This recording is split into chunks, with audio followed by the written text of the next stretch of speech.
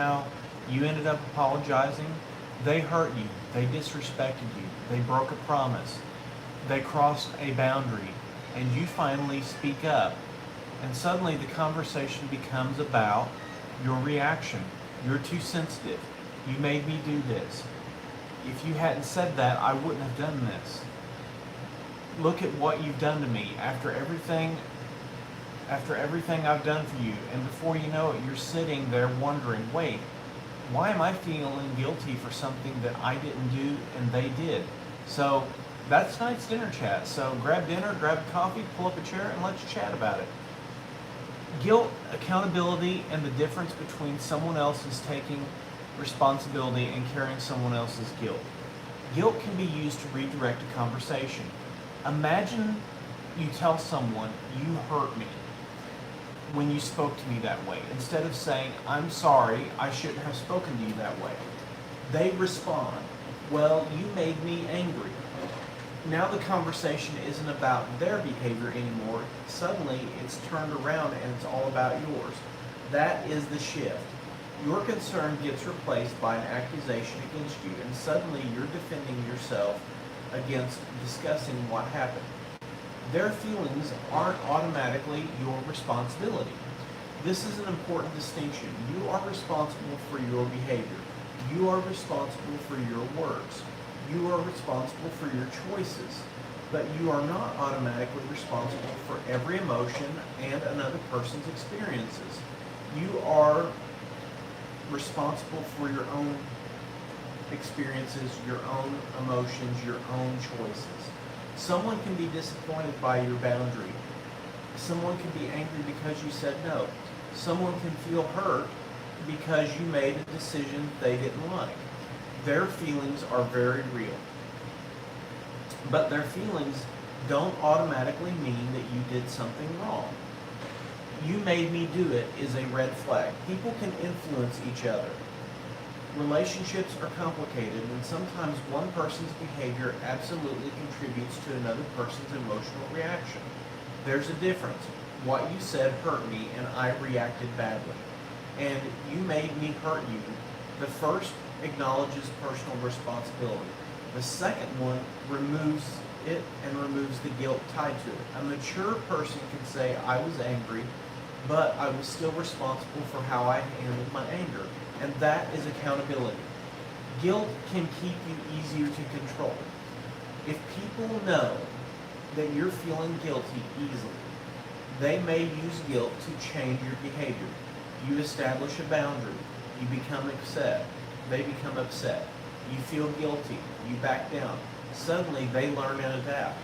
If I make them feel guilty, they'll eventually give me what I want, and the cycle continues. And that's why healthy boundaries sometimes require you to tolerate someone else's disappointment without immediately trying to fix it. Not all guilt is bad, so let's be fair and honest. Sometimes guilt is appropriate. If you hurt someone, if you've lied, if you betrayed someone's trust or behaved badly, guilt can help you recognize that something needs to change. Healthy guilt can say, I did something wrong, I need to take responsibility. Unhealthy guilt says, this is not my fault, someone else is to blame. You need to learn the difference and be able to see the differences. Ask yourself, what part is my part in this?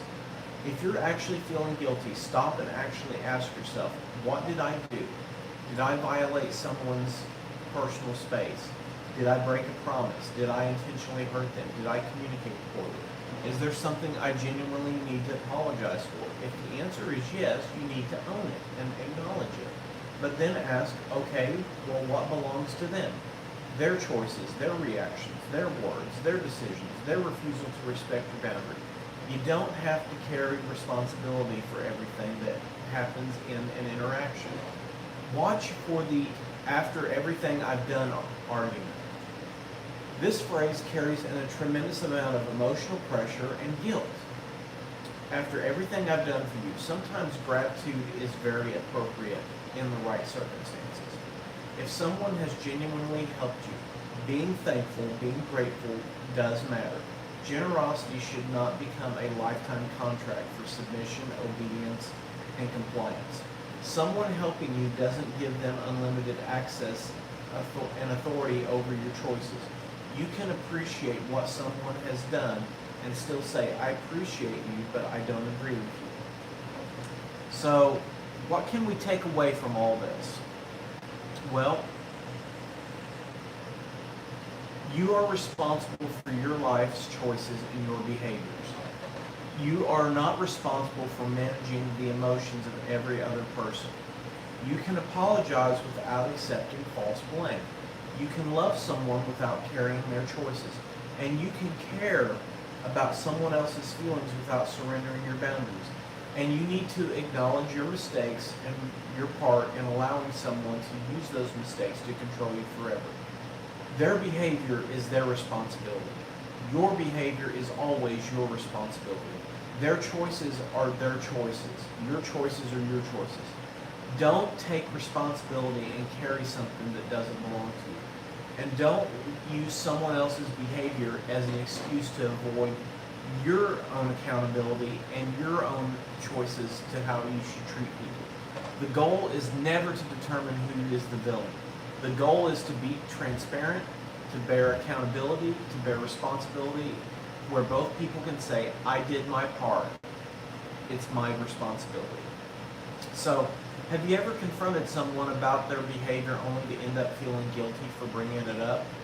So, tonight's big question is, how do you know when you're taking healthy responsibility and when you're carrying guilt that doesn't belong to you? So please share your thoughts below in the community.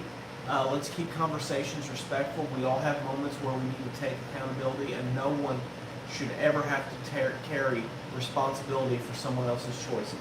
So Midwest Survivor, how do I always leave you? Get healthy, be healthy, stay healthy, get strong, be strong, stay strong. And remember, learn how to not just survive, but learn how to thrive. Y'all take care. Have a good evening. I'll see you tomorrow morning for Breakfast Bits. Good night.